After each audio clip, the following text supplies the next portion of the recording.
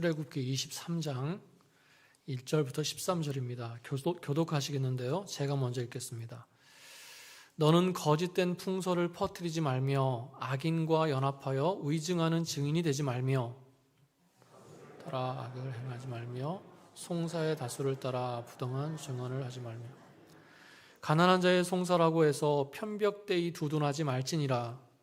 내가 만일 내 원수의 길 잃은 소나 나귀를 보거든 반드시 그 사람에게 네가 만일 너를 미워하는 자의 나귀가 짐을 싣고 엎드러짐을 보거든 그것을 버려두지 말고 그것을 도와 그 짐을 부릴지니라. 거짓 일을 멀리하며 무죄한 자와 의로운 자를 죽이지 말라. 나는 악인을 의롭다 하지 아니하겠노라.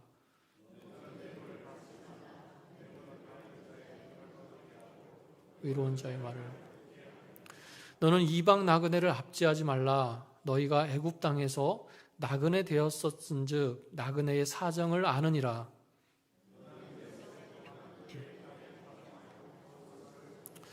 일곱째 해에는 갈지 말고 묵혀두어서 내 백성의 가난한 자들이 먹게 하라. 그 남은 것은 들짐승이 먹으리라. 내 포도원과 감람원도 그리할지니라. 일곱째 날에 쉬라. 내 소와 나귀가 쉴 것이며 내 여종의 자식과 나그네가 다 같이 읽겠습니다. 내가 내게 이른 모든 일을 삼가 지키고 다른 신들의 이름을 부르지도 말며 내 입에서 들리게도 하지 말지니라. 아멘. 아멘. 오늘 말씀은요 크게 두 부분으로 나눌 수 있습니다. 하나는 하나님의 공의에 대한 부분이에요. 공의, 공평, 정의라고도 할 수 있습니다. 꼭 믿음의 공동체 안에서만의 공의를 얘기하는 건 아니에요. 그걸 포함해서 우리가 살아가는 그 삶 속에서 말하자면 사회 속에서 지켜야 될 공의에 대해서 말씀하고 있습니다. 그러니까 표현하자면 공정한 사회를 이루기 위해서 필요한 규례라고 할 수 있습니다. 그리고 또 하나는요 10절부터 나오는데요 절기에 대해서 말씀하고 있어요. 그런데 단순히 때가 되면 지켜야 되는 예식으로서의 절기가 아닙니다. 그 절기법 속에는요 하나님의 사랑이 들어있어요. 그 사랑을 자비, 긍휼, 또 은혜 이렇게 얘기할 수 있습니다. 그래서 오늘 말씀을요 한마디로 표현하면 하나님의 공의와 사랑이 드러나 있는 언약서라고 할 수 있습니다. 여러분, 하나님께서는요 늘 이 공의와 사랑을 함께 하십니다. 공의와 사랑이 같이 간다는 거예요. 멀리 볼 것도 없습니다. 하나님께서 우리를 구원하시는 그 방법만 보더라도 그 속에는 공의와 사랑이 같이 들어 있습니다. 하나님께서는 공의의 하나님이세요. 그래서 죄를 용납하시지 않습니다. 말씀해 보면 법을 면제하지 아니하고 자손의 3, 4대까지 보응하리라 그러십니다. 그러니까 죄는 반드시 벌하신다는 거예요. 그래서 우리는 그 죄 때문에 심판받아야 되는 죄의 싹은 사망이기 때문에 그 죄로 인해서 죽을 수밖에 없는 그런 사람들이었다는 겁니다. 자, 그런데 그 하나님께서는 공의의 하나님이시지만 동시에 자비로운 하나님이세요. 하나님은 사랑이심이라 사랑의 하나님이시라는 겁니다. 그래서 죽을 수밖에 없는 우리를 용서하시고 구원하기를 원하셨어요. 그러니까 공의로 보면 심판을 받아야 되는데 사랑으로 보면 살리셔야 되는 이 두 가지가 부딪히는 거죠. 그런데 이 두 가지를 다 만족시키시면서 이 문제를 해결하시기 위해서 어떻게 하신 겁니까? 바로 예수님을 우리에게 보내주신 거예요. 예수님께서는 내 죄를 대신 감당하심으로 죄를 해결하시고요 공의를 이루셨어요. 그리고 그 예수님께서는 나 대신 죽으심으로 우리를 향한 하나님의 사랑을 보여주셨습니다. 우리를 구원하셨다는 거예요. 보세요. 하나님의 공의와 사랑이 같이 가고 있습니다. 여러분, 이 옳고 그른 것만 있으면 참 강팍해지기가 쉬워요. 거기에는 사실만 있지 문제의 진위만 있지 어떤 용서나 여지가 없습니다. 그래서 때로는요 냉랭해질 수 있고 어떨 때는 잔인해질 수도 있어요. 공의만 있으면 굉장히 비판적이고 정죄하기가 쉽습니다. 그러나 사랑이 같이 가기 때문에 거기에는 은혜가 있고요, 용서가 있을 수 있는 거예요. 또 그렇다고 해서 공의 없는 사랑만 있을 수는 없습니다. 왜냐하면 잘못하면 방종이 되기 때문에 그래요. 여러분, 우리에게 이 공의도 있어야 되겠지만 사랑도 있어야 될 줄로 믿습니다. 이 두 가지가 다 있어야 돼요. 그게 바로 균형 잡힌 신앙인의 모습이라는 것입니다. 바리새인들은요, 율법주의에 묶여가지고 공의는 있었어요. 그래서 죄가 있냐 없냐 정죄는 잘했지만 그들에게 사랑은 부족했습니다. 다른 사람을 용서하거나 긍휼히 여기지 못했다는 거예요. 그러다가 결국은 어떻게 됩니까? 공의가 자신들의 자랑이 됐어요. 자신들의 의의가 됐습니다. 그래서 그 마음이 굳어지고 강팍해지니까 예수님께서 그들 앞에 와 계신데도 그 주옥 같은 말씀을 듣고도 알아보지 못하는 거예요. 공의 그 자체가 되시는, 말씀 그 자체가 되시는 예수님께서 와 계신데도 받아들이지 못하는 것입니다. 여러분, 우리가 이런 모습이 되지 않도록 늘 조심해야 될 줄로 믿습니다. 믿는 자가 정직하게 살아야죠. 하나님 앞에서나 사람 앞에서나 죄짓지 않고 정직하게 살아야 됩니다. 그게 하나님의 공의를 가지고 살아가는 모습이에요. 그러면서도 우리 믿는 자들은요, 사랑하면서 살기를 힘써야 됩니다. 비판하면서 사는 게 아니라, 그래서 다른 사람에게 상처 주면서 사는 게 아니라 긍휼히 여기면서 사랑하면서 살아야 되는 거예요. 여러분, 공의와 사랑이 균형을 이루면서 살아가시는 그런 저와 여러분 되시기를 축복합니다. 자, 그렇다면 오늘 본문 말씀에서 이 공의에 대해서 구체적으로 뭘 말씀하고 있는가, 그걸 한번 보자는 거예요. 좀 거창하게 말하면 공평한 사회를 이루기 위해서, 또는 조금 범위를 좁히면 공정한 공동체가 되기 위해서 우리가 뭘 해야 되는가. 오늘 말씀은요, 무엇을 해라 이렇게 말씀하지 않고요, 무엇을 하지 말아라, 하지 말아야 될 것에 대해서 말씀하고 있습니다. 첫 번째, 거짓된 풍설을 퍼뜨리지 말고 위증하는 증인이 되지 말아라, 이렇게 말씀하고 있습니다. 여러분, 거짓된 풍설은요, 거짓된 소문을 얘기합니다. 그러니까 그 뒤에 이어서 악인과 연합하여 위증하는 증인이 되지 말아라, 이런 말씀이 이어지고 있는 것을 보니까 이 거짓말은 단순한 그냥 거짓말이 아니라 여론과 재판을 조장하기 위해서 악의적이고 고의적으로 거짓말을 퍼뜨리는 걸 말하는 거예요. 한마디로 다른 사람을 공격하기 위해서, 넘어뜨리기 위해서 거짓말하지 말아라, 이렇게 말씀하는 겁니다. 그리고 그런 잘못된 것에 대한 여론을 조장하지 말아라. 그것은 하나님의 공의를 해치는 것이다, 이렇게 말씀하고 있는 것입니다. 여러 가지 거짓말들이 있죠. 그런 게 있어요. 누구도 그런 말을 한 적이 없는데 그런 말이 돕니다. 그러니까 자신을 감추면서 드러내지 않고 그런 얘기를 하는 거죠. 노골적으로 드러나게 거짓말하고 다니진 않아요. 그런데 그런 분위기를 넌지시 던집니다. 흘리는 거예요. 사람들이 의식하지 못하는 가운데 그런 불신이나 부정적인 생각을 살짝 심어 놓는 겁니다. 직접 하지는 않아요. 그 사람이 그랬어, 바울은 거짓 사도야, 본인의 생각으로 얘기하지 않습니다. 내가 들었는데 누가 그러더라, 난 사실이 아니라고 생각하지만 그런 얘기가 돌고 있어, 뭐 이런 거죠. 이거는 그랬다는 것도 아니고 아니라는 것도 아니에요. 출처도 없고 진위도 분명하지 않습니다. 그러니까 자신의 생각을 그렇게 표현한다든가 아니면 뭐 예측한 것을, 불분명한 것을 진짜처럼 말할 수도 있어요. 바울 같은 사람이 거짓 사도일 리가 없지. 우리 그걸 위해서 기도하자.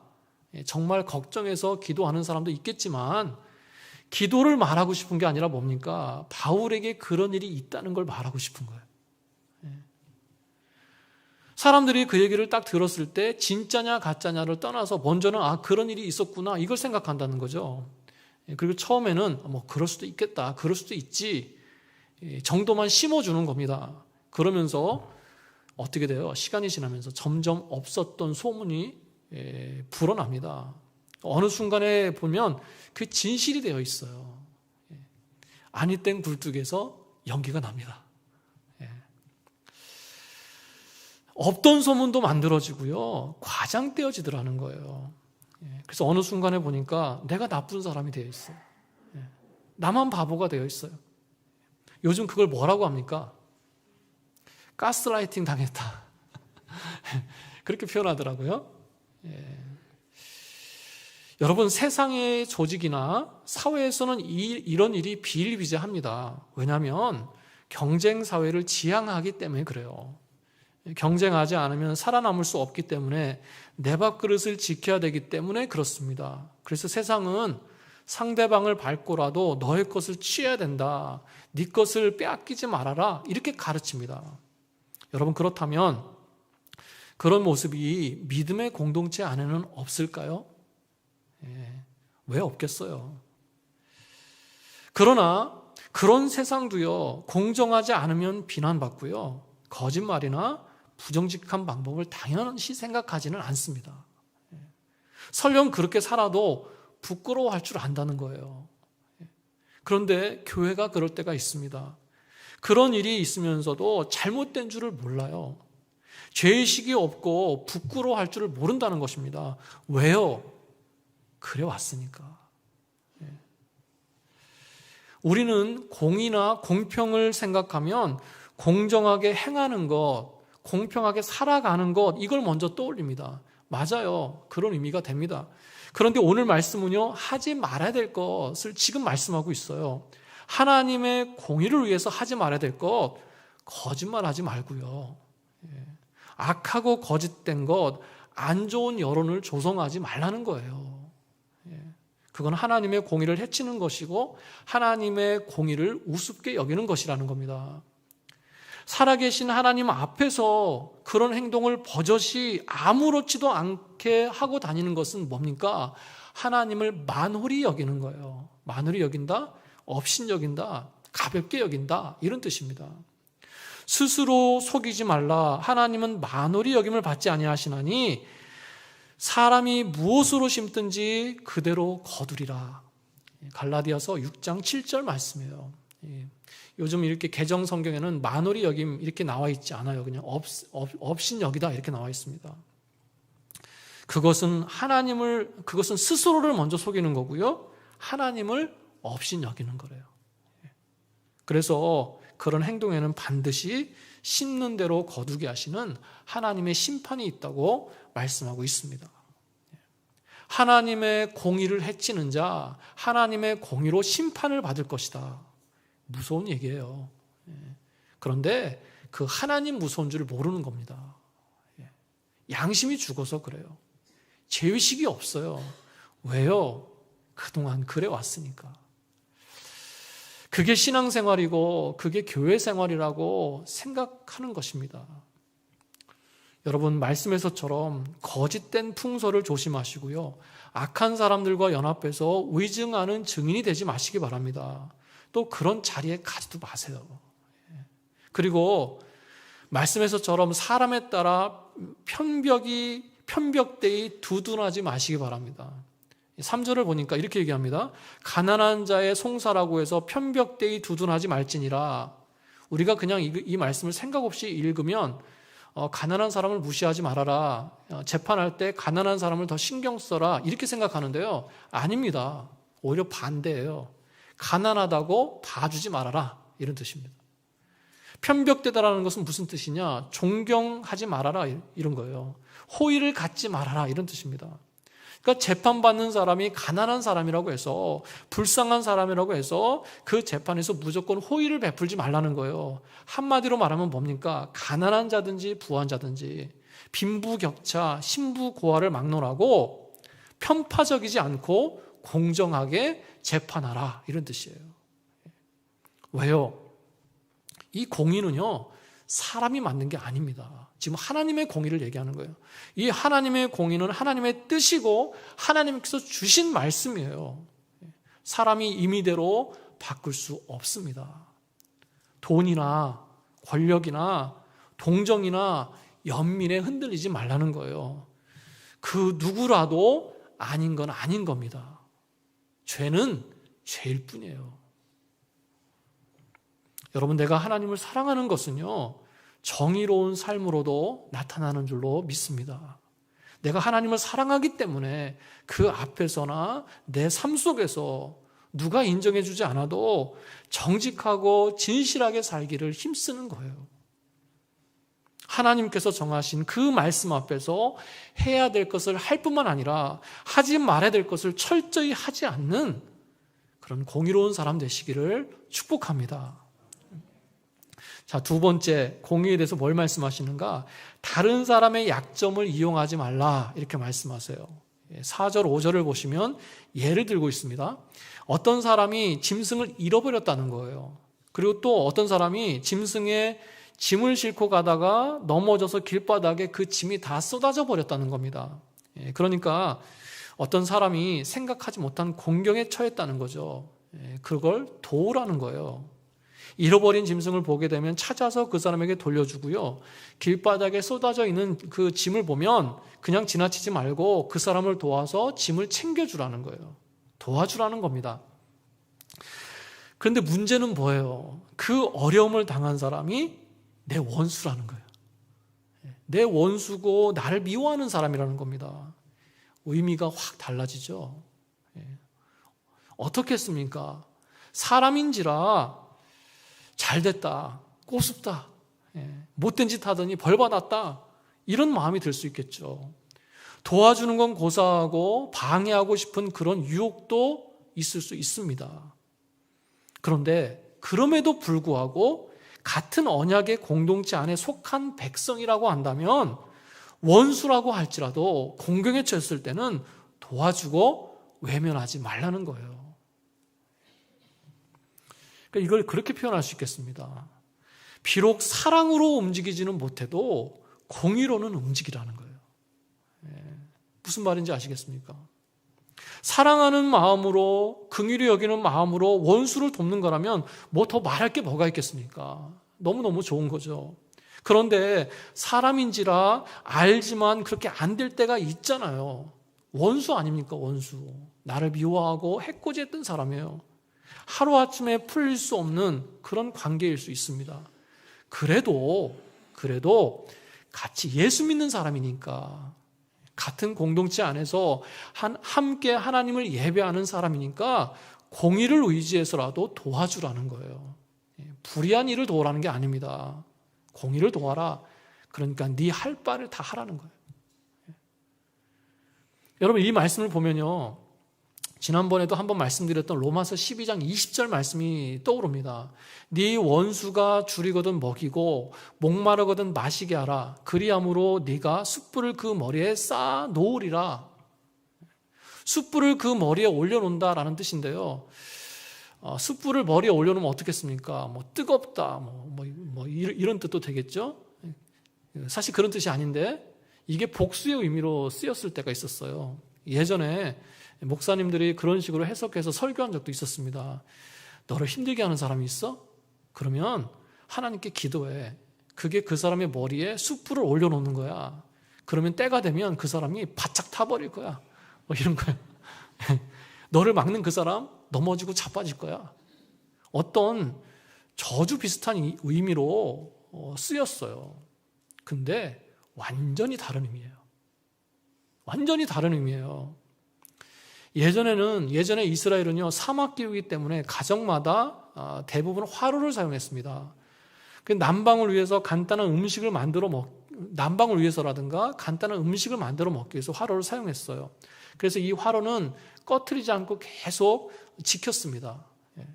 그런데 실수로 꺼트렸다는 거죠. 어떻게 한 번도 안 꺼트리겠어요. 그래서 어떻게 합니까? 그 집의 주부가 화로를 머리에다가 이고요, 옆집에 찾아가서 불씨를 얻어오는 거예요. 자, 그런데 그 불씨를 얻으러 온 사람이 누구라는 겁니까?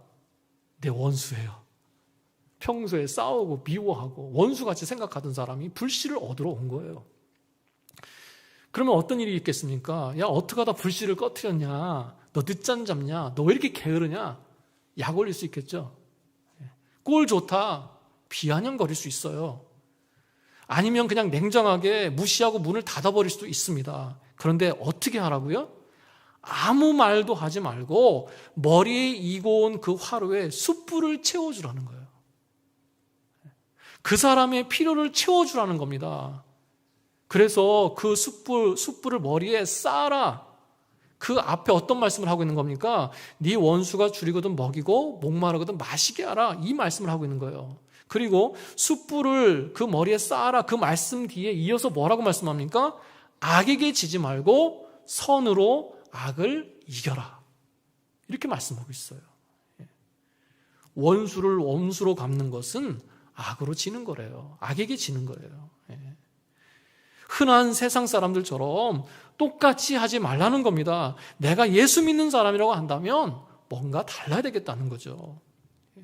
선으로 악을 이길 수 있어야 된다는 겁니다. 악을 선으로 이겨라. 그 선이 뭐겠습니까? 오늘 본문 말씀으로 보면요, 바로 하나님의 공의예요. 하나님의 선한 뜻입니다. 하나님의 공의의 말씀이에요. 그 말씀대로 행하는 것, 그것이 바로 악을 이기는 것이라고 말씀하고 있는 것입니다. 여러분, 믿지 않는 세상 사람들도요, 서로 도우면서 삽니다. 그렇죠? 생판 모르는 남들도 때로는 도우면서 살아요. 그런데 하물며 믿는 사람들끼리 원수라고 할지라도 어려울 때는 도우라는 것입니다. 그리고 그걸 통해서 어떻게 돼요? 관계도 바뀔 수 있어요. 원수가 고마워하지 않겠습니까? 물론 고마움을 모르는 사람도 있을 거예요. 색안경 끼고 볼 수 있습니다. 저 사람이 또 무슨 의도를 가지고 나한테 오는 건가? 어떤 의도가 있냐? 저희가 뭐냐? 오해할 수도 있습니다. 그럼에도 불구하고 내가 할 수 있는 걸 하라는 거예요. 그건 결국 무슨 뜻입니까? 하나님 보고 하라는 거죠. 하나님께서 원하시고 기뻐하시는 일이기 때문에 내가 하나님 보고 그 일을 하는 거예요. 그리고 그걸 통해서 어떤 변화를 주실 겁니다. 원수와의 관계가 변하든가 미워하는 마음이 변하든가, 그게 아니면 하나님께서 대신 또 다른 축복의 길을 열어주시든가 나에게 은혜를 주신다는 것입니다. 잊지 않으시고 심은 대로 주신다는 거예요. 악을 심으면 악으로 갚으시고 선을 심으면 선으로 갚아주십니다. 여러분, 어떨 때는요, 우리가 부족해서 사랑까지는 가지 못할 때도 있어요. 사랑할 힘조차 없을 때도 있습니다. 그래도 말씀처럼 공의와 공평을 가지고 대하고요, 그렇게 행동할 때 하나님께서는 그런 나의 중심을 보시는 줄로 믿습니다. 그리고 그것은 하나님 앞에서 나를 심는 거예요. 그리고 거기에는 심는 대로 거두게 하시는 하나님의 은혜가 있는 줄로 믿습니다. 여러분, 말씀에서처럼 다른 사람의 약점을 이용하지 않고 오히려 그 사람을 돕고 섬김으로 인해서 하나님의 공의를 이루어 가시는 그런 저 여러분 되시기를 축복합니다. 세 번째, 공의롭게 사는 것에 대해서 또 뭘 말씀하고 있는가? 정의롭게 재판하라, 판단하라, 이렇게 말씀하십니다. 6절부터 9절까지 말씀이에요. 1절부터 3절까지의 내용이 중복되는 부분도 있습니다. 다수를 따라서 악을 행하지 말아라, 부당한 증언을 하지 말아라, 가난한 자의 송사를 두둔하지 말아라, 중복되는 부분도 있어요. 그런데 이 6절부터 9절까지 말씀은요, 재판하는 사람에게 포커스하고 있습니다. 그러니까 하나님의 공의를 가지고 무엇인가 판단하고 결정하는 사람에 대해서 조심해야 될 것을 강조해서 말씀하는 거예요. 그러니까 이것은 교회의 아니면 공동체의 리더가 될 수 있고요, 그리고 뭘 결정해야 되는 우리도 될 수 있습니다. 여러분, 판단하는 위치에 있는 사람은 환경에 영향받거나 쉽게 휩쓸릴 수도 있어요.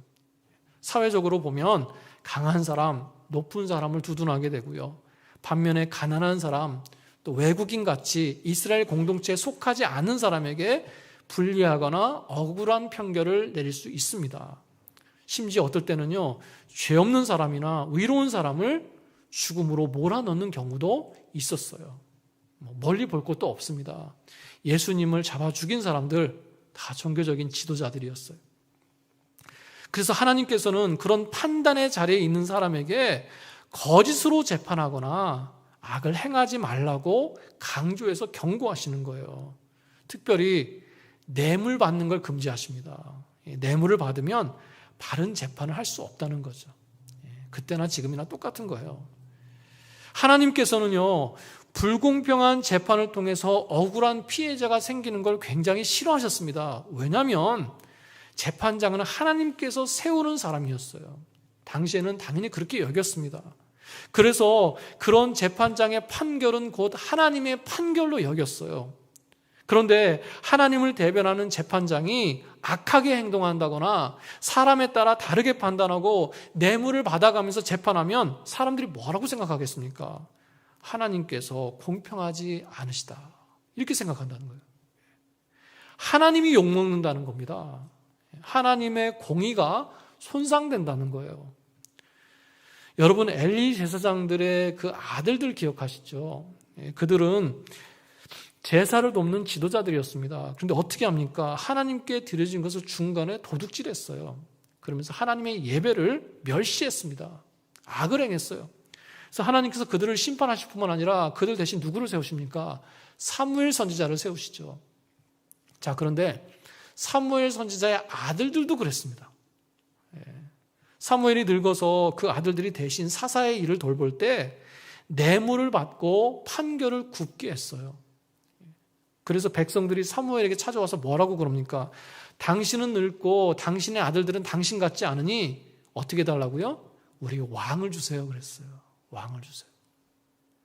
여러분, 하나님의 공의가 손상되니까 사람들이 하나님을 떠나려고 합니다.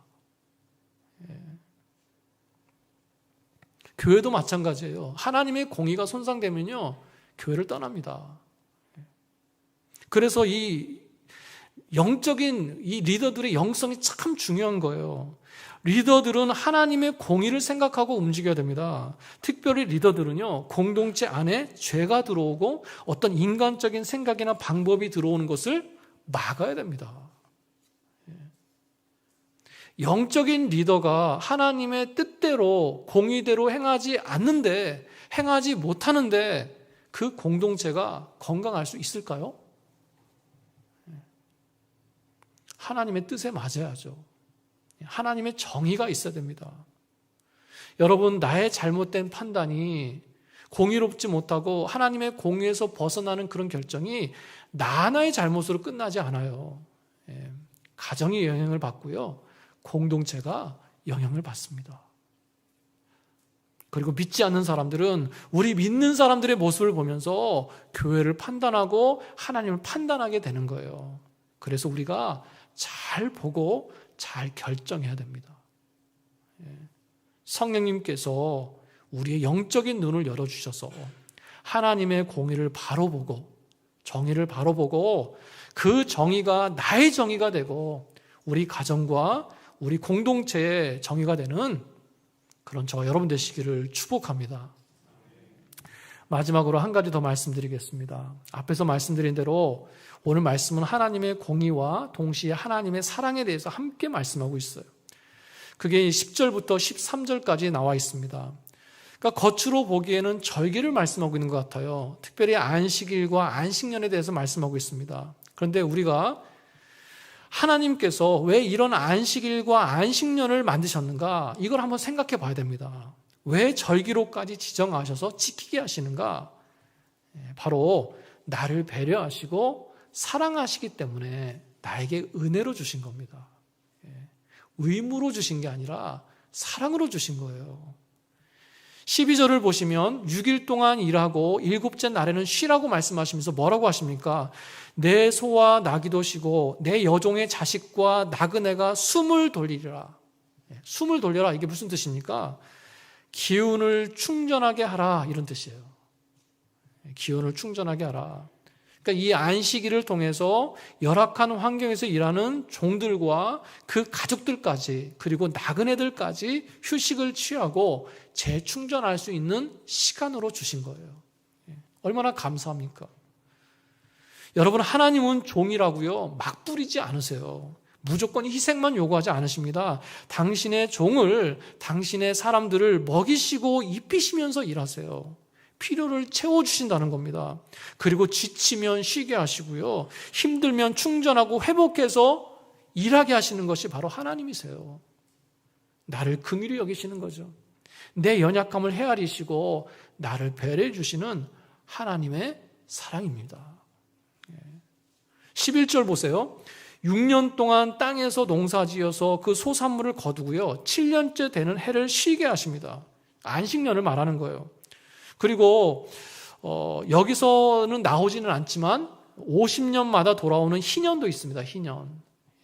이 희년에는요, 모든 노예를 자유롭게 풀어줍니다. 모든 빚을 탕감해 줍니다. 그리고 모든 소유가 원 주인에게로 되돌아가요. 그래서 이사야 선지자는요, 이사야서 61장에서 이 희년을 해방의 해요, 은혜의 해다 이렇게 선포했습니다. 안식년에는 땅을 쉬게 한다고 말하고 있어요. 그래서 안식년에는 땅 주인이 그 땅의 소유권을 주장할 수 없었습니다. 그래서 땅 주인이 농사 지으면 안 됐어요. 그냥 놔둬야 됐습니다. 그리고 그 기간 동안에 땅에서 자연스럽게 나는 것들 있잖아요. 그것은 가난한 사람들이 거두게 하셨어요. 그리고 그 가난한 사람이 거두고 남은 것은 야생 짐승이 와서 먹게 하셨습니다. 포도원이나 올리브 농장도 마찬가지였어요. 7년째 되는 해에는요, 가지치기도 하지 말고 나무를 보호하지도 말고 수확하지도 말고 그냥 놔둬야 됐어요. 그리고 거기서 나는 열매를 역시 가난한 사람이 거두게 하시는 겁니다.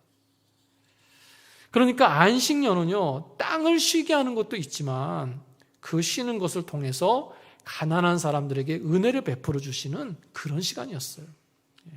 여러분, 그래서 안식년이나 희년, 또 이 안식일은 회복과 충전의 시간이었습니다. 거기에는 우리를 아끼시고 때에 맞게 돌보시는 하나님의 사랑과 은혜가 배어 있는 거예요. 여러분, 그래서 때로는 쉬는 것도 하나님의 일입니다. 쉬는 것도 사역이라는 거예요. 잘 쉬고 충전해서 하나님께서 원하시는 그 일을 또 감당하면서 가게 하시는 겁니다. 여러분, 그리고요, 이 안식일이나 안식년 또 희년은요, 더욱더 하나님을 바라보고 의지해야 되는 그런 믿음을 다지는 시간이었어요. 여러분 기억하십니까? 출애굽기 16장에서 하나님께서 처음 안식일이라는 단어를 사용하세요. 그러면서 이스라엘 백성에게 안식일을 가르쳐 주시죠. 근데 거기 보면 안식일에 일하지 말고 쉬라고 말씀하시면서 대신 어떻게 하십니까? 그 안식일을 잘 지킬 수 있도록 만나를 2배를 거두게 하세요. 평일에는 하루치 이상의 만나를 거두면 벌레가 생기고 냄새가 나서 먹을 수 없었습니다. 그런데 안식일 전날에는 안식일을 지킬 수 있도록 2배를 거두게 하세요. 그러니까 이 말은 뭡니까? 안식일에는 안식일에 맞는 은혜를 주신다는 거예요. 여러분, 안식일에 만나가 내리지 않으면 굶으면 어떻게 하나 걱정되지 않겠습니까? 주일에 가게 문을 닫으면 수입이 줄 텐데 어떻게 하나 걱정이 되잖아요. 또 1년 동안 땅을 내버려뒀을 때 땅이 어떻게 되겠습니까? 막 잡초가 뒤덮이고 땅이 엉망이 되겠구나 걱정이 될 거예요. 또 포도나무나 올리브나무 1년 동안 송도되지 않고 방치했을 때 야, 나무 다 버리겠구나. 나무가 죽으면 어떻게 하나 걱정이 될 겁니다. 그리고요, 1년 동안 거둘 수 있는 수확이 얼마나 많은데 그걸 쉰다는 게 너무 아까울 수도 있어요. 여러분, 그럼에도 불구하고 순종해서 안식일을 지키고 안식년과 희년을 지킨다는 것은 결국 무슨 뜻입니까? 그럼에도 불구하고 하나님께서 나를 돌보실 것이라고 하는 그 믿음을 갖는다는 뜻이에요. 쉬는 그 1년 동안 먹이시고 입히시고 손해보지 않게 하시는 그 하나님을 믿는 믿음이 있어야 되는 것입니다. 1년 동안 버려둔 저 땅을, 나무를 하나님께서 지켜주실 것이다. 그 믿음을 가져야 되는 시간이에요. 여러분, 그래서 안식일이나 안식년은 충전의 시간이고 은혜의 시간인 동시에 나의 믿음을 굳건히 세우는 시간입니다. 그래서 이 영과 육이 다 하나님 앞에서 회복되는 그런 시간인 거예요. 여러분, 우리에게 그런 시간이 있어야 될 줄로 믿습니다. 그런 하나님의 자비와 사랑을 경험하면서 살아가시는 그런 저 여러분 되시기를 축복합니다. 오늘 말씀을 통해서 언약 속에 있는 하나님의 공의와 사랑에 대해서 봤습니다. 우리가 하나님의 공의로 살기 위해서 주의해야 될 것을 말씀하셨어요. 다시 한번 정리하고 기도하겠습니다. 거짓된 풍설을 퍼뜨리지 말고 의증하는 증인이 되지 말라고 말씀하고 있습니다. 또 다른 사람의 약점을 이용하지 말고 원수라 할지라도 공의로 대하고 공의로 도우라고 말씀하셨습니다. 그리고 늘 하나님의 공의로 판단하고 하나님의 공의로 결정하기를 힘쓰라고 말씀하고 계십니다. 그리고 그렇게 하나님의 공의뿐만 아니라 하나님의 사랑에 대해서도 말씀하셨어요. 하나님께서는 우리의 회복과 충전을 원하십니다. 또한 우리의 믿음도 성장하기를 원하십니다. 우리가 한 주 동안 살아가면서 또 2월 한 달 살아가면서 무엇이 정의롭고 무엇이 하나님의 공의인지를 생각하면서 살고요. 그러면서도 하나님의 사랑과 은혜를 덧입고 체험하면서 살아가시는 그런 한 주가 되시기를 축복합니다. 주님의 이름으로 축원합니다. 아멘.